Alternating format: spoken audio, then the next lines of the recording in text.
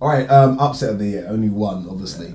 How big an upset was it, Joshua Ruiz? Oh, it was massive. In the scale of world upsets in the history of the sport, I mean, he's up there with Buster Douglas Tyson.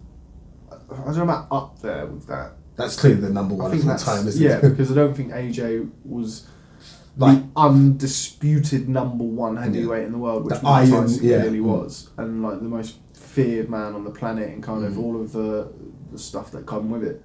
I think AJ was the number one in the division potentially before that fight. Yeah, I'd agree with that. So unified champions. Yeah, but I mean, the fact that he came, I don't know, the whole story. Like Hearn said this in an interview that I did with him in Saudi. That was a great interview. The one after the fight. That was a good interview. Thank you. Yeah.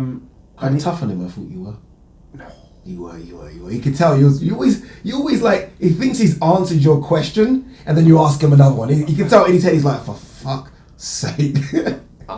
But he said in that, like, kind of the whole thing with that was like this perfect storm of Miller, kind of the beef between AJ and Miller, and then the failed drugs test and all the shit that went with that, and then Ruiz coming in and everyone going, oh, who's this fat cunt? Like, basically, yeah, pretty much. You know what I mean? Not me. No. But 99% of the boxing public were like that. And then just the whole fight week was a bit weird. AJ's American debut, so it had all of that kind of additional hype towards it, and then what happened. So I think, that is clearly the upset of this year. But I don't quite think it's on Tyson Buster Douglas levels. But I mean, having said that, it was a fucking big upset. Like, I think AJ was like 50-1 on or something to win that fight, and just to run through him basically. I was talking about Joshua Wilder, Joshua Fury. It was almost like it was a done deal. Like, who is this kid? Yeah, so I think that's probably the biggest shock. Do you think he revisits this American dream thing? Like, they're obviously trying to market him in America and, be big out there. That seems to have, like, just conversations have stopped now. It's almost like, okay, get him back to Tottenham or Wembley or Cardiff and move on from America.